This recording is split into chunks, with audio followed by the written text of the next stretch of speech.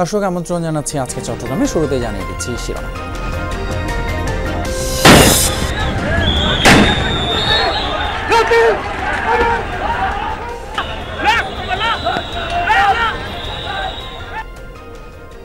বন্দরনগরীতে পুলিশের সাথে সংঘর্ষে জড়ালো ব্যাটারি চালিত অটোরিকশা চালকেরা। রণক্ষেত্রে পরিণত হয় চাঁদগাঁও এলাকা।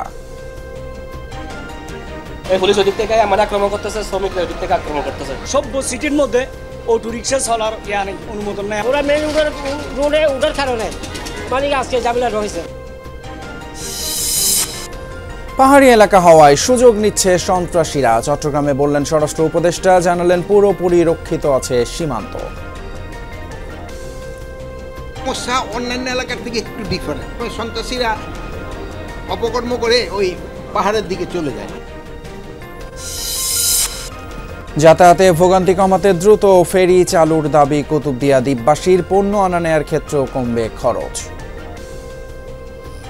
ছোট ছোট যারা লবণ ব্যবসায়ী তারা লবণ ট্রাকে করে লবণ নিতে পারবে, লেবার খরচ কম যাবে, তারপর আমাদের সুবিধাটা বেশি হবে। মানুষের যাওয়া আসার জন্য এখানে ফেরি সার্ভিস এখন এটা বর্তমানের সময়ের দাবি।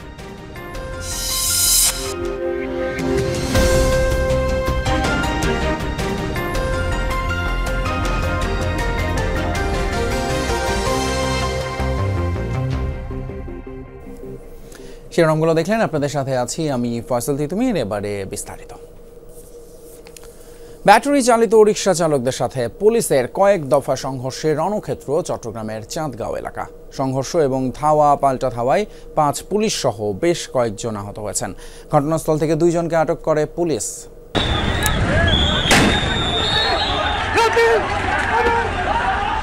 ব্যাটারি চালিত রিকশা আটক অভিযানের প্রতিবাদে চালকরা সকালে চাঁদগাঁও বাহির সিগন্যাল এলাকায় সড়ক অবরোধ ও বিক্ষোভ শুরু করলে বাধা দেয় পুলিশ। চলে সংঘর্ষ, ধাওয়া পাল্টা ধাওয়া।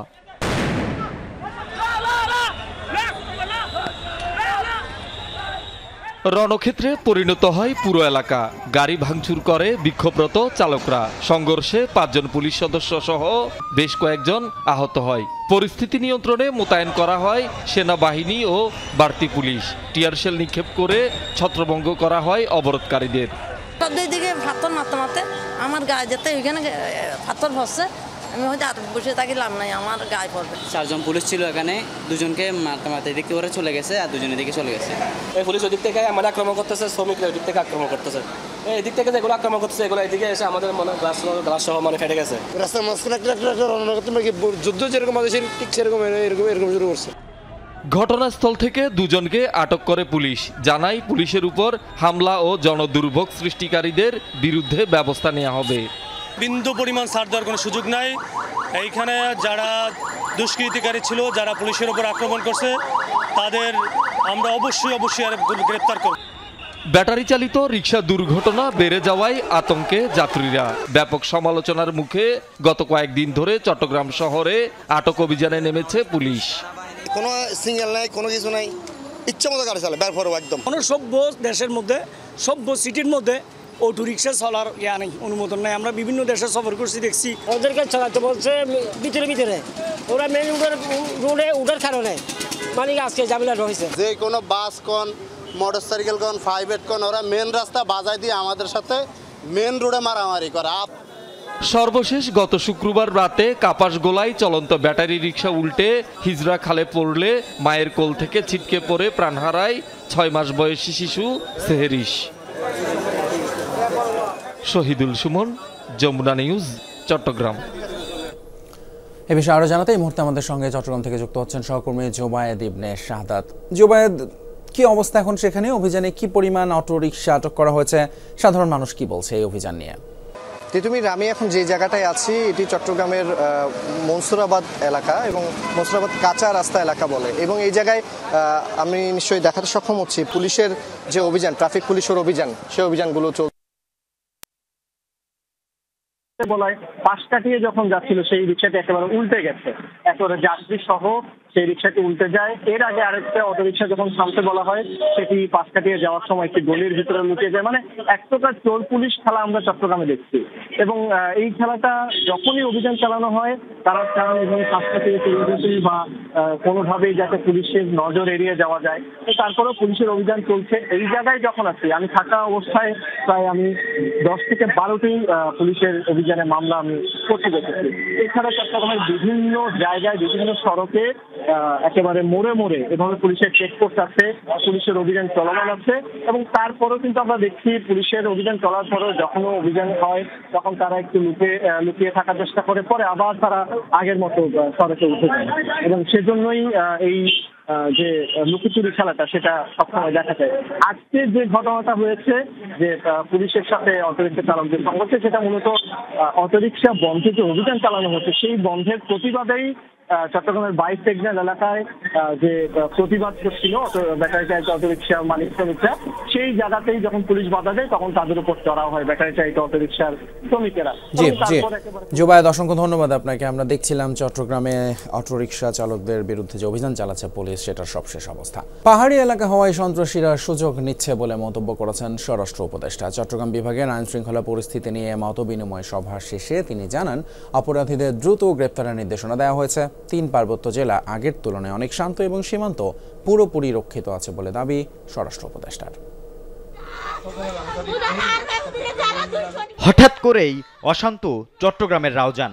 গেল 8.5 মাসে খুন হয়েছে 11 জন। প্রকাশ্যে অস্ত্রের মহড়া, গোলাগুলি, সংঘর্ষ ঘটছে প্রায়। বাঁশখালী, ফটিকছড়ি, রাঙ্গুনিয়া, সাতকানিয়া সহ বেশ কয়েকটি উপজেলায়ও লেগে আছে সংঘাত। আইন শৃঙ্খলা কিভাবে আরো উন্নতি করা যায়। সকালে সার্কিট হাউসে স্বরাষ্ট্র উপদেষ্টার সাথে চট্টগ্রাম বিভাগের সব জেলা প্রশাসক, আইন শৃঙ্খলা রক্ষাকারী বাহিনী এবং বিভিন্ন সংস্থার কর্মকর্তাদের সাথে মতবিনিময় সভায়ও উঠে আসে এসব বিষয়। এখানে সমস্যা অন্যান্য এলাকার থেকে একটু ডিফারেন্ট। সন্ত্রাসীরা অপকর্ম করে ওই পাহাড়ের দিকে চলে যায়। আপনারা নাম দিয়ে দেন, আমি হাবিব ইনস্ট্রাকশন আপনাদের সামনে দিয়ে গেলাম, এদের ক্ষেত্রে যেন আইনানুগ ব্যবস্থা নেই। পার্বত্য চট্টগ্রামে অস্থিরতা বৃদ্ধি, বিশেষ করে খাগড়াছড়ি থেকে অপহৃত 5 বিশ্ববিদ্যালয় শিক্ষার্থী সহ 6 জনকে 8 দিনেও উদ্ধার করতে না পারার ঘটনা বেশ আলোচিত। তবে পাহাড় যথেষ্ট শান্ত বলছেন স্বরাষ্ট্র উপদেষ্টা। ছোটোখাটাই যে অপহরণ খালি ওই 4 জন যে হয়েছে, একজন ওই মেয়েটা হয়তো ছাড়াও পেয়েছে, এরকম অপহরণ তো আমার প্লেনল্যান্ডও তো হচ্ছে। খালি ওই পাহাড়ের কেন দোষ দেন? পাহাড় আগের থেকে অনেক ভালো অবস্থা আছে, অনেক শান্ত আছে।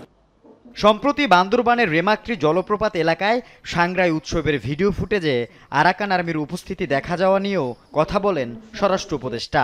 আরাকান আর্মি কিন্তু এখান থেকে ফাইট করতেছে অনেক দিন যাবত। এদের কিন্তু আছে, যেমন এই পারে অনেকে বিয়ে ঠিক করে ফেলছে, যেটা নিয়ে অস্বীকার করা নাই। বাট যে হারে ইসে আসছে ভিডিওতে, জিনিসটা কিন্তু আপনি তো যদি টিকটক ভিডিও কিন্তু অনেকভাবে করা যায়, বাট সবটাতে সত্যি এটা তো না, আবার সবটাতে মিথ্যা তাও না। বিকালে সিএমপিতে পুলিশের কল্যাণ সভায় যোগ দেন তিনি।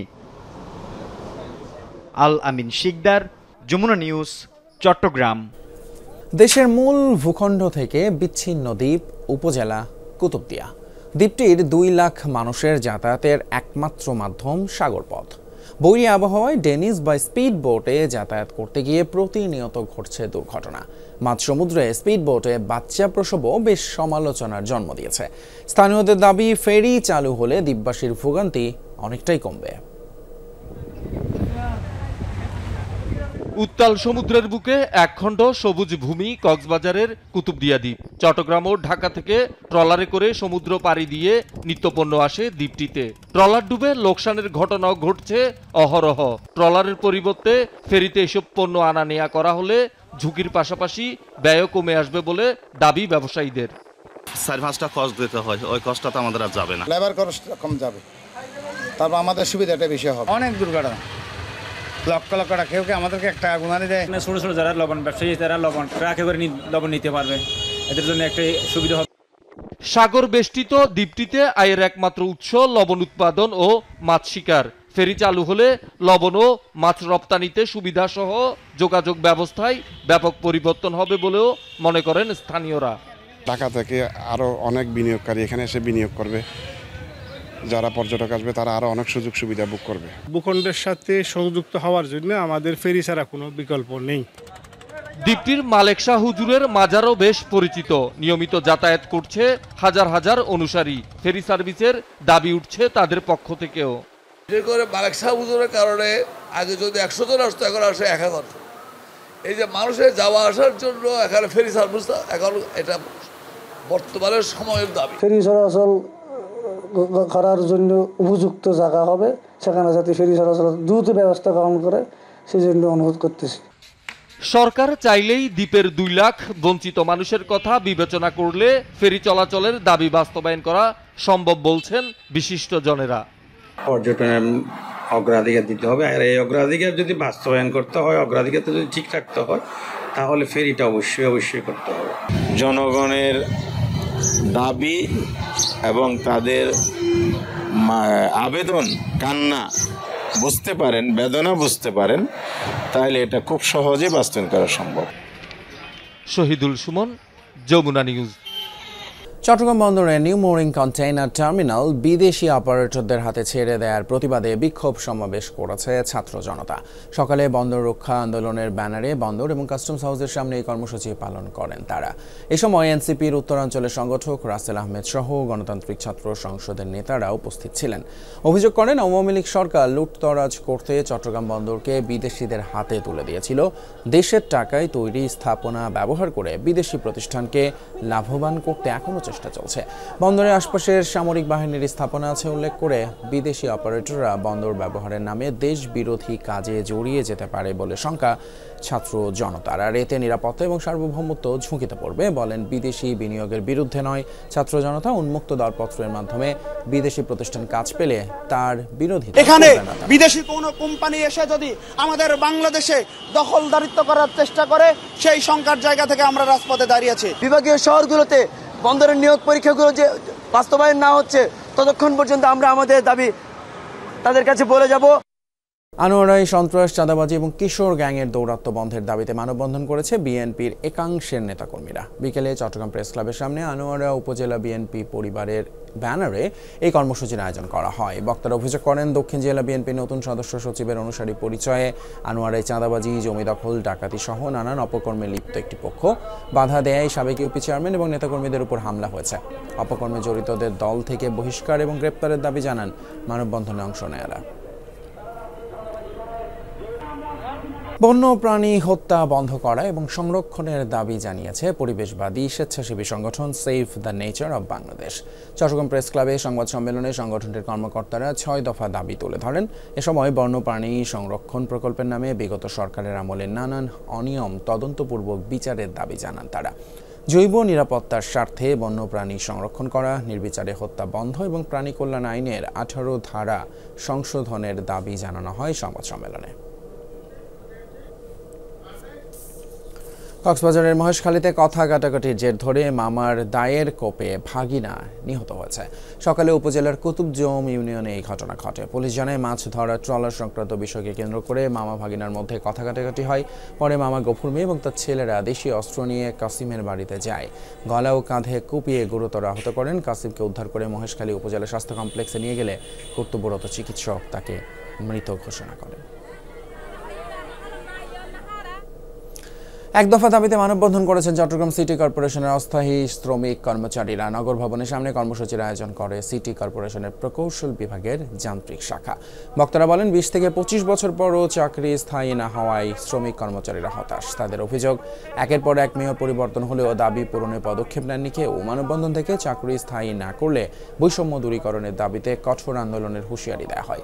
পরে প্রধান নির্বাহী কর্মকর্তাকে স্মারকলিপি দেন তারা। এই ছিল আজকে চট্টগ্রামে। এতক্ষণ সাথে থাকার জন্য ধন্যবাদ আপনাদের সবাইকে।